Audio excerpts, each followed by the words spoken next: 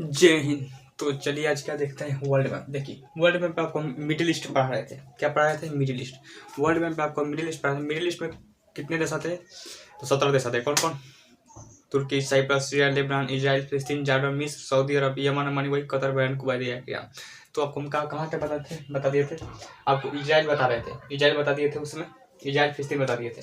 आज क्या देखना है यहाँ से? देखिए इजराइल। देखिए इजराइल यहाँ पे, इजराइल। देखिए इजराइल, ये जो है इजराइल है, इजराइल। और ये है थोड़ा सा फिलिस्तीन। इजराइल जो है फिलिस्तीन को मान्यता नहीं देता है। फिलिस्तीन को देश मानता ही नहीं है। इजराइल जो है फिलिस्तीन को देश नहीं मानता है। क्या देश नहीं मानता है? और देश नहीं मानता है तो फिलिस्तीन जब सेना रखता है, तो फिलिस्तीन जब सेना रखता है तो इजराइल कहता है कि जब फिलिस्तीन देश ही नहीं है तो उसका सेना कैसे हो सकता है? ये सब आतंकवादी है, मारो इनको। तो फिलिस्तीन को देश की मान्यता नहीं देता है। कौन? इजराइल। तो फिलिस्तीन नहीं तो सेना, नहीं तो थल सेना रख सकता है, नहीं तो नेवी रख सकता है, नहीं एयरफोर्स रख सकता है। तो ये इजराइल। इजराइल के बाद ये इजराइल के ऊपरी शहर में रहेंगे तो ये सीरिया मिलेगा। कौन सा? सीरिया। सीरिया से जब कब्जा किया था, 7 देशों पर एक साथ कब्जा कर लिया था, मार कर धो दिया था इजराइल अकेले 7 देश को। तो सीरिया के बगल में आप देखेंगे, यहाँ से देखिए ये सीर दिख रहा है आपको। यहाँ पर एक पहाड़ी मिलेगा आपको, गोलान की पहाड़ी। कौन सी पहाड़ी मिलेगा? गोलान की पहाड़ी। तो गोलान की पहाड़ी पर कौन कब्जा कर लिया है? इजराइल। गोलान की पहाड़ी पर कौन कब्जा कर लिया? इजराइल। गोलान की पहाड़ी पर अब यहाँ पर ये ऊपर गोलान की पहाड़ी, क्या है? गोलान की पहाड़ी। अब देखिए यहाँ से यहाँ पर ये आपको पतला सा रास्ता दिख रहा है बस। ये जो है स्वेज नहर है।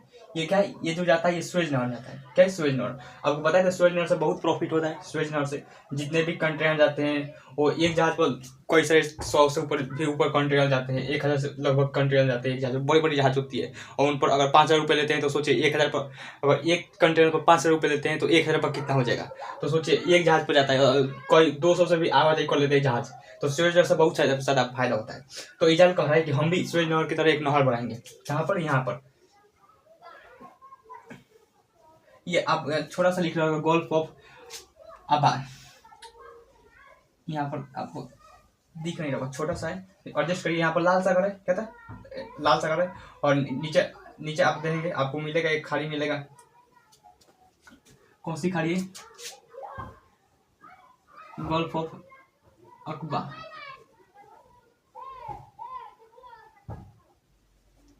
यहाँ पर थोड़ा सा जगह आपको एडजस्ट कर लेगा। देखिए यहाँ पर ये स्वेज नहर है। कौन सा नहर है? स्वेज नहर है। स्वेज नहर है। स्वेज नहर के यहाँ से एक नहर बनाना चाहता है। कौन? इजराइल। ताकि अब जितने भी जहाज हो वो यहाँ से होकर जाए। कहता है यहाँ से होकर जाए। इस नहर का नाम रहेगा क्या? Ben Gurion canal. Ben Gurion canal. कौन सा नाम रहेगा? Ben Gurion canal. Ben Gurion canal. तो कौन बना रहा है? इजराइल। किसके तरफ? स्वेज नहर की तरफ। किस नहर की तरफ? स्वेज नहर की तरफ। ये हो गया इजराइल। इजराइल के बाद आप देखेंगे जॉर्डन। यहाँ पर जगह, ये कौन सा देश है? इसको जॉर्डन कहता है। जॉर्डन। जॉर्डन कुछ खास एरिया नहीं है। यहाँ पर सब जो है ज्यादातर रेगिस्तान मिलेगा। क्योंकि क्या मिलेगा? ज्यादातर रेगिस्तान। रेगिस्तान होने की वजह से आप देख रहे हैं किसी भी इसका बॉर्डर 10 नहीं मिलेगा, सोच मिलेगा। क्यों? क्योंकि रेगिस्तान है। रेगिस्तान में कहीं से भी काट दो कोई दिक्कत नहीं है। लेकिन जहाँ पर अगर आप यहाँ पर देखिए, भारत के आसपास देखिए, यहाँ पर 10 मिलेगा। यहाँ पर रेगिस्तान नहीं है, जिस वजह से कहीं पर नदी मिल जाएगा तो कहीं पर हरियाली मिल जाएगा।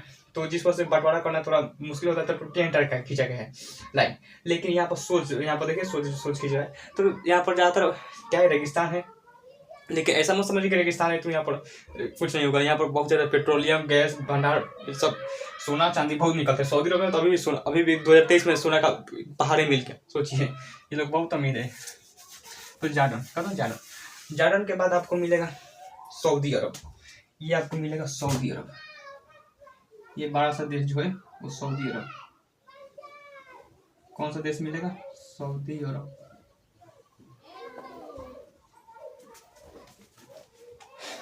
तो ये क्या है? सऊदी अरब। ये जो है सऊदी अरब। सऊदी अरब। सऊदी अरब में ज़्यादातर क्या है? सऊदी अरब में भी जो है वो ज़्यादातर क्या है देखेंगे तो बालू मिलेगा, रेगिस्तान मिलेगा, लेकिन यहाँ पर गैस पेट्रोलियम का बहुत ज़्यादा भंडार है। यहाँ हमारे जहाँ यहाँ से देखेंगे, जैसे हमारे यहाँ देखें कल चलने पर पानी निकलता है, उसी तरह से होगा वहाँ पर कल चलाएंगे तो पेट्रोलियम निकलता है। सोचिए अब कितना अमीर होगा। पेट्रोलियम का भंडार है। ऊपर से यहाँ पर जो धार्मिक स्थल पर्यटक भी बहुत ज़्यादा है। आप यहाँ पर 2 चीज़ मिलेगा, मक्का और मदीना। यहाँ पर लुलिया से कैसे पहले देखिए, ये है मक्का और उस पर देखेंगे तो मदीना, मतलब मदीना ऊपर देखेंगे तो मदीना और नीचे मक्का।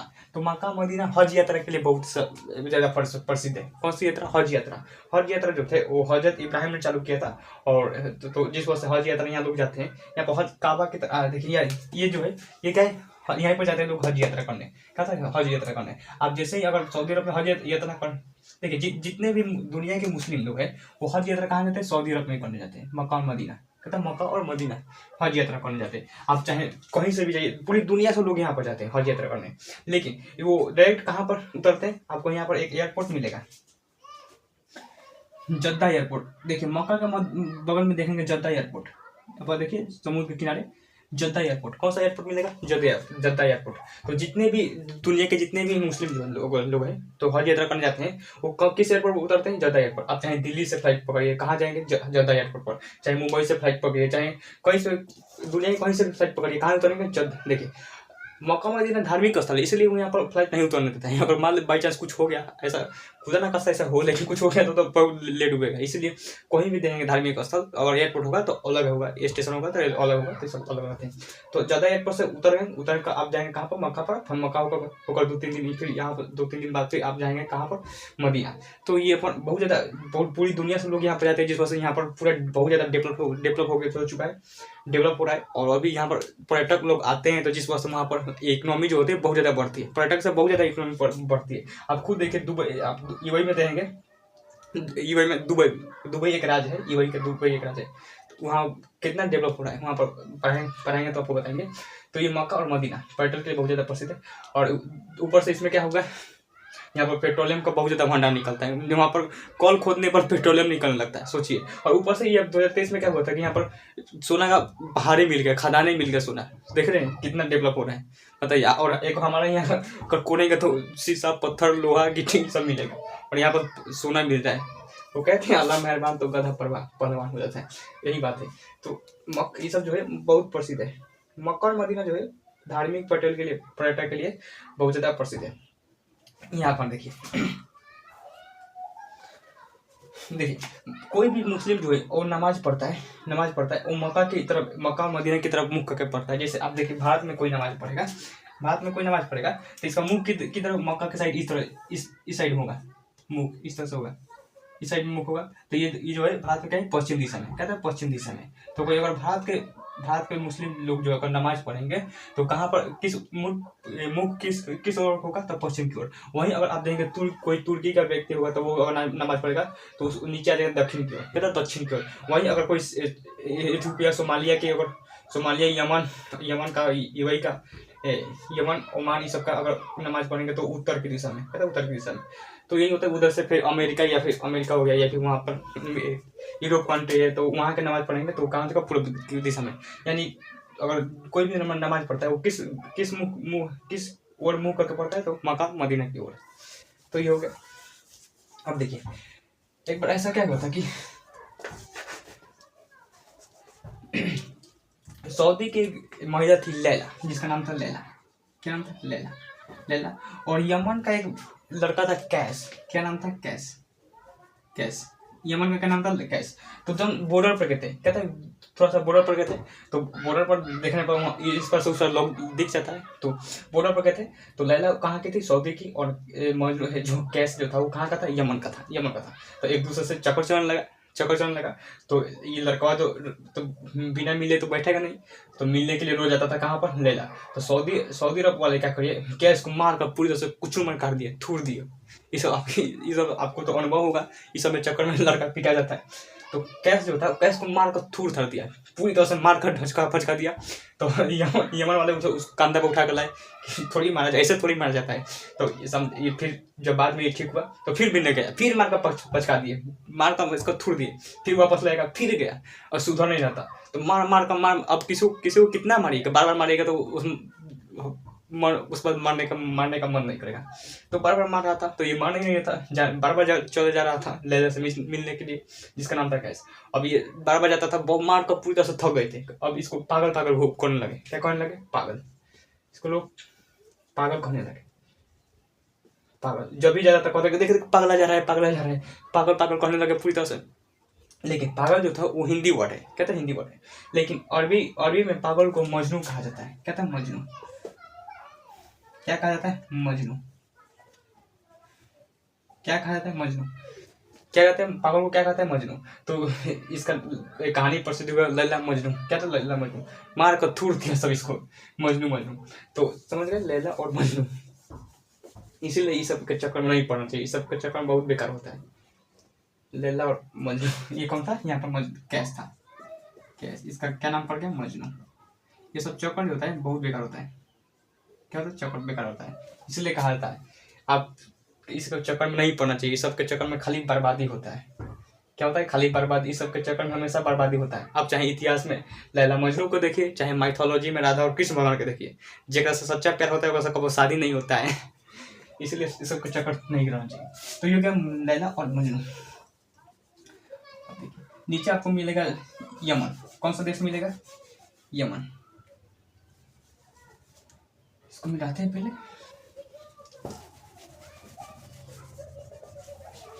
इस नीचे कौन सा देश है? यमन। यमन की राजधानी कहाँ है? सना। यमन की राजधानी कहाँ पर है? सना।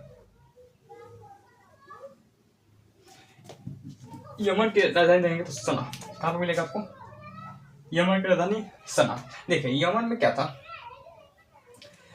यमन के नीचे देंगे तो आपको मिलेगा ओदन की खाड़ी। क्या मिलेगा? ओदन की खाड़ी। इसके नीचे देंगे ओदन, ओदन की खाड़ी। इसके नीचे कौन सा मिलेगा? ओदन की खाड़ी। और ऊपर में जो लाल सागर, कौन सा सागर है? लाल सागर। ये ओदन की खाड़ी और ये लाल सागर। तो आप यहाँ पर देख रहे हैं, यहाँ पर छोटी सी जलसंधि जो है इन दोनों को जोड़ रही है। तो आपको पता है समुद्र में पतले रास्ते को जो एक दूसरे को जोड़ते हैं उसे हम लोग जलसंधि कहते हैं, और बड़े रास्ते को चैनल कहते हैं। तो ओदन की खाड़ी और लाल सागर को जोड़ने वाला जलसंधि जो है वो बाब अल मंदेब जलसंधि। कौन सा है? बाब अल मंदेब जलसंधि। तो क्वेश्चन पूछेगा, बताइए लाल सागर और ओदन की खाड़ी को जोड़ने वाला जलसंधि बाब अल मंदेब जलसंधि। ये कौन सा जलसंधि है? बाब अल मंदेब जलसंधि। तो ओदन की खाड़ी हो गया बाब अल मंदेब जलसंधि। हटा दी इसको, बाब अल मंदेब जलसंधि। तो यमन क्या था? यमन में रहेंगे तो यमन का यमन में एक विद्रोही है, हुती विद्रोही। हुती। कौन सा विद्रोही है? हुती विद्रोही। यमन में कौन सा है? हुती विद्रोही है। तो हुती विद्रोही जो है वो डायरेक्ट देखिए, हुती विद्रोही ये इजराइल है। कौन है? इजराइल और यहाँ पर ईरान है। ईरान। कौन सा? ईरान। इजराइल और ईरान में बीच हमेशा युद्ध छिड़ रहा है, हमेशा लड़ता रहता है।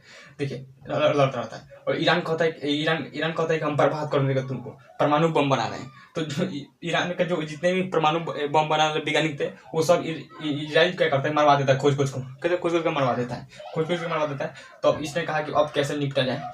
तो ईरान जो है वो हुती विद्रोह को क्या देता है? हुती विद्रोह को देता है हथियार वगैरह। पैसा कौन देता है?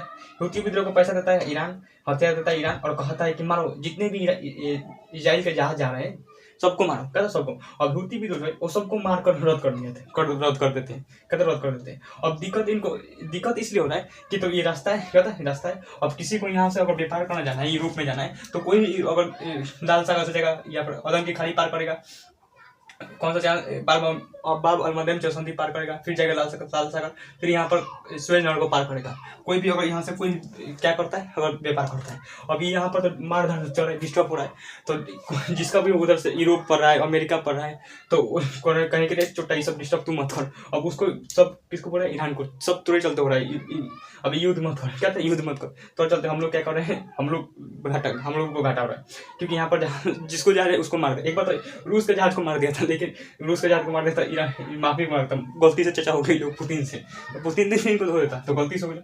तो अब इसने कहा कि ठीक है, रूस कहा कि 1 नंबर, तो अगर इसको मारेगा तो डिस्टर्ब रहेगा अमेरिका डिस्टर्ब रहेगा, तो हम इधर से समझ रहे हैं क्या कर देंगे। तो अब रूस मिल गया और कम मिल गया चाइना पैसा वैसा को किसको दे रहा है, पैसा चाइना पैसा दे रहा है इसको, और ये हथियार वगैरह दे रहा है, और कोई भी जहाज को बता दे रहा है कि देखिए ये जो है वो ईरान का जहाज है, क्या है ईरान का जहाज है, क्योंकि टेक्नोलॉजी इसके पास उतना है नहीं। इसके बाद इन लोगों के पास टेक्नोलॉजी है तो बता दे रहे हैं कि ये ईरान का जहाज है और मारो उसको, तो मार दे रहे हैं सब धो देकर, देख रहे हैं टेक्नोलॉजी इसे कहते हैं। खुद नहीं लड़ रहा है सब, ईरान भी खुद नहीं लड़ रहा है, हुती को दे रहा है, मारा है, सब ऐसे ही करते हैं। ये हो गया यमन कहता है यमन। एक बार क्या हुआ था कि ईरान के जो कमांडर थे कहाँ के, इजराइल में थे, तो इजराइल जो था ईरान के कमांडर को मार दिया, कहते ईरान के कमांडर को मार दिया। अब ईरान कह रहे कि छोटा रूप तुरे के बताई, तो अब ये कह रहे कि रूप हम उड़ा देंगे तुमको। अब इसके जो इजराइल के जो राजदूत हैं जहाँ तहाँ है, हर देश में राजदूत रहते हैं, तो उसका हम खोज के मारेंगे। तो जो इजराइल का राजदूत है भारत में था, तो वो भाग गया, कहाँ पर इजराइल चला गया, क्योंकि नहीं मार दे तुम। तो 35 देशों से जो है राजदूत जो था वो भाग गए थे इजराइल के। तो ये सब लड़ाई युद्ध तो चलते रहता है। एक कौन सा देश है, यमन, कहता है यमन। उसके बाद ओमान ही, वही अगले वीडियो में बता देंगे। तो आज के लिए यहीं तक रहने देते हैं, तब तक मिलते हैं किसी नेक्स्ट क्लास में।